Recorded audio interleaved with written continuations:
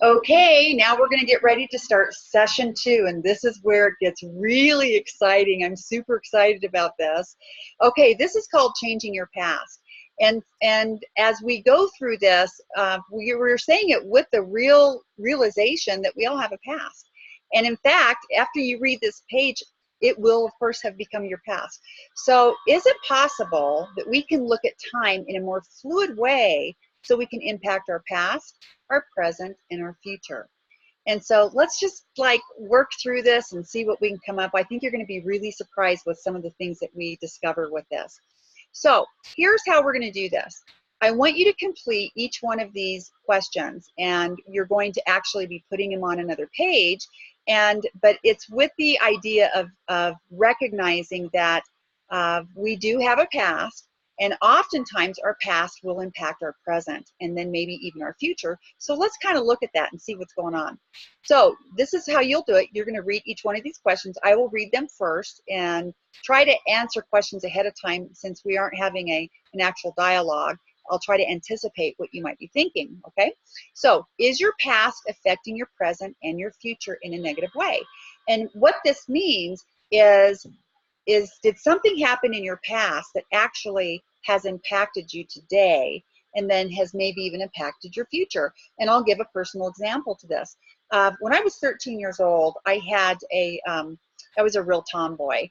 And so I we lived in a neighborhood where there were a lot of guys in there, probably more guys than girls. And we were just a few doors down from our elementary school. So we would all play football and basketball and just play games and stuff.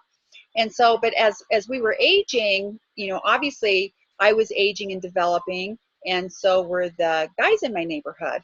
And it just never really occurred to me about the whole developmental thing because I was just a tomboy. And so, as it turned out, I was hanging out with one of my guy friends, and he got this like really weird look on his face, and he looked over at me and he pinned me to the ground and tried to kiss me. Okay, we were 13 years old, and I fought him off, and I was like, hey, what's your issue? Why are you doing this to me? I can't believe that you would actually do this. Just, we're friends, okay, we're buddies. And so he didn't respond to that. He just kind of sat there. And see, I didn't realize he had this thing flooding in his body called testosterone, and that tends to make some guys aggressive. And so I was like, I don't know what just happened, but I kind of blew it off. And so he didn't say anything. And as he was sitting there, he looked at me and he had that like weird look in his eyes again. And sure enough, he tried to kiss me again. He kind of tackled me. So I was fighting him off, and I was successful. I beat him up, and said, you're not gonna, kiss me. This is wrong. I don't want you to do this. And so I could see that he realized, oh my gosh, look what I just did. And we all go to the same school. I don't want people to think that I just did this and she fought me off. And so he said, I'm going to go to school tomorrow and I'm going to tell everybody you're the one that tried to kiss me, and you even wanted more than a kiss. You wanted to have sex with me. And I just was shocked. I couldn't believe he said that. And I thought, this is my friend. And I had never had that kind of a hostile experience before. And so we parted company and I went home, and instead of telling my parents, I was so upset, I didn't tell anybody. I just was really quiet. It scared me, it upset me, it hurt me. I didn't know how to handle that kind of a relationship. And so I went to school the next day, and I wasn't sure if anybody like had heard anything. I didn't know if he said anything. And then shortly after that, my dad was transferred with his job from Wyoming to Texas. So I never had the opportunity to really kind of suss that out to see whatever happened. And so we left. So it left a scar on my heart because I felt shame, I felt embarrassment. My imagination went wild, and I thought, what if he did say that to people? What if they did believe him? What's going to happen here then? And what did they think bad of me? And because I never had the opportunity to confront that because we moved, it was like just kind of like imagination for the rest of my life, really. Well, it really did impact me. In fact, it so impacted me that I became very shy, and I did not want, to talk to people. I didn't want them to know my name. I didn't want them to know anything about me at all, because I thought if that's the case, if that happened then and I was innocent, what could happen now? And so I started intentionally stop doing things that would draw attention to myself. So I, played the violin, and then I stopped playing the violin because I didn't want to be on stage. I didn't want people to grade me on that. And then I just, became incredibly, incredibly shy. And so as the years went by, I noticed that I would intentionally uh, kind of like orchestrate my job duties so that it wouldn't bring attention to me, even if I was the director. I would always, funnel that out to other people so that, I just didn't want my name to ever get brought up. And it was really becoming a problem for me.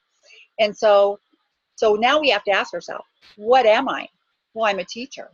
And I have to stand in front of people. I have to talk to them. I hope they know my name. I hope they know what I teach. I hope they know what I wrote, because then they'll hopefully be able to take it and get really excited. So that's really an important part of what I do. However, what happened to me when I was 13 was a huge problem for me back then, because I realized I can't even do this. And so the idea of being written up in my university's journal or anything brought such terror to me that I thought, I just don't even know how I can get through this. It was like I was having a panic attack. And really what it was is that something in my past was a very traumatic experience for me. And while some people might not think it was a big deal at all, for me it was, because I just happened to have that personality where I was very sensitive with relationships. And so because of that, it impacted how I behaved in my present day life. And then 30 years later, it was still impacting me. It still had a hold on me. And so I needed to figure out a way to deal with those issues. And so we're going to talk about how you're actually going to correct those, because this is a good example of how something in your past actually alters your future. And so if I had continued upon that path and allowed that situation that happened to me when I was 13 years old to actually control me when I was in my 40s and 50s, then what would have happened is you wouldn't have had this course. You wouldn't be taking this. We wouldn't have this information coming to you, because I would have been too afraid to be known. I'd have been too afraid to get out there, and I just wouldn't have done it. And then I would have experienced that call of purpose my whole life, and I would have been too afraid to conquer it. And then I would have been miserable, and I would have been one of those elderly people that got interviewed before she died and said, what do you regret? And I said, I regret that I allowed something when I was 13 years old to change my future. I should have taken a hold of it, and I should have owned it. And I didn't, or I wouldn't have. That's what would have happened to me if I would not have overcome this and owned it. Okay, so we're going to show you how to do that. Okay, so next question. Are there events which make you change or cringe every time you think about them? Well, that's what happened to me. I always cringe. I thought, oh, it just makes you feel sick in your stomach, like this is terrible. And so you're going to want to write this down, an event, and it might be more than one event, and that's okay. You need to put it down, because we're going to take care of these issues today, okay? Do you feel like these events seem to invade your everyday life? I mean, something may happen and you'll see something or hear something or smell something and you go, oh my gosh, and it'll just kind of like remind you of that experience that you had. Do you feel that these events have impacted your future? Well, I just gave you an excellent illustration how it will and probably already has. Because if something is in the past and the next day you have a problem with it, it's already impacted your future.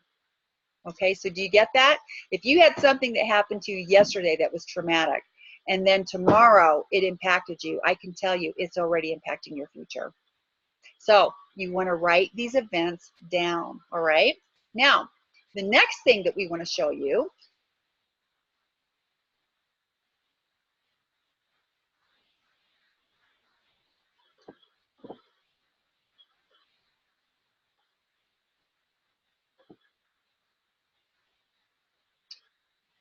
let's see.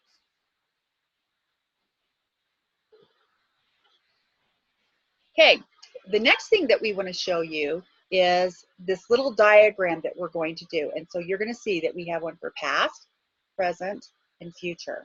Okay, so let's start with your past. Now, each one of these little negative or little sad smiley faces, so that's kind of an oxymoron, a sad smiley face, but you know what I mean, a sad little face. What I need you to do is I need you to write down on each one of these, or even on a separate piece of paper, events in your life that actually traumatized you. And it can be something as insignificant as what happened to me when I was 13, or it could be, you know, an experience that where Santa Claus terrified you at 3 years old. Okay, it could be any of these things, but you realize, I don't know why it's got a hold on me, but it has a hold on me. Or it could be something really, really awful, and where there was a traumatic death or a traumatic, you know, hostile thing against you that was really quite brutal. And could be anything like that, because remember, trauma represents loss. And it's about, we've lost something, we've lost whatever because of this experience. And so I want you to write these down. And so let me read this paragraph to you. Many times we feel trapped in events that happened in our past, okay, just like I did. It seems that no matter what we do, we can't be free from that painful memory that seems to have power over our everyday lives. And you've experienced this. And so this is going to be important for you to write them down and identify what they are. So identify events and or people that have left a negative memory in your past. And that's really important that you do that, okay? So write that down. And this is going to take some time to do that. I want you to be very methodical when you go through this, because this is such a key part of how you are going to live your purpose, because you cannot live your purpose, which has a future orientation, if you're stranded in the past because of some things that have happened to you, okay? So this is a biggie. Now, what you're going to do is you're going to bring that forward to the present. And how we do that is this way. Painful events that we may have experienced can flow from our past into our present day. And I've already illustrated that to you. These are memories that wake us up at night. They influence how our day goes, how we relate to others, and even how we view our own purpose in life. You may feel you're disqualified. You may say, hey, this event happened, or I actually did this to somebody else. Maybe it wasn't something you received as a victim. Maybe you were a perpetrator. Maybe you did something and you realized the gravity of what happened, and it traumatized you even being involved in that. That needs to go on here as well. And so you realize that the past is altering the trajectory of your future. Remember the 1/8 principle. So you get this one experience, and maybe there's multiple ones. I'll use mine as an example. I had that one negative experience, and here I'm headed towards Juilliard. I'm headed towards, you know, a great academic career, doing well. I am well liked by my peers, and then I have this one slight, weird kind of experience at 13 years old, and it went beep, and it just adjusted me enough to where it suddenly took me off course. And I was like, can't do anything like that again because it was too traumatic. That's what you're going to write down, okay? So again, you're going to take what you wrote down in the past, remember just the page before that you wrote down the traumatic events that either you received or maybe you caused, and those same events, you're going to repeat those here. Because now what we're saying is that what we experienced in the past has impacted my present life. I wake up in night sweats, or I have nightmares, and I'm like, oh, I can't believe that I did this, or I can't believe this happened to me, and how am I going to fix it? Excuse me. And so these are, you're going to repeat those past experiences here to your present. Now, let's move it on to the future, and let's see how we're going to deal with this. Just as you notice when your past has adversely impacted your everyday life, you may also notice when it is influencing your future. This can lead to depression and lost hope. And that's massive in terms of how we live our life. Remember that your purpose includes your future. So if you are struggling with past events which may be affecting your future and your purpose, you may not be enjoying quality of life. So what you're going to do is now you're going to take those same events that you put in your past and you put in your present life. I want you to copy them to this page. So you've got the same events that you had as a traumatic experience in your past. Now we're seeing where they are, in fact, altering the trajectory of your future, okay? Because again, if it happened yesterday or a year ago or 10 years ago and it's bothering you today, that already demonstrates that it's impacted your future because that was a future experience. And you can be probably guaranteed that if it's bothered you then and that for that long, it's probably going to affect you later on as you grow older. Okay, so you're going to write those down. Got it? That's really important. And so spend some time working through this and be honest, and don't be afraid to revisit these things. You might have to go back to your timeline that you wrote down and said, okay, I'm going to extract some things from here. You might remember something that you thought was really innocent and you realized, oh my gosh, this probably really impacted me more than anything else did, even though it seems like a small thing.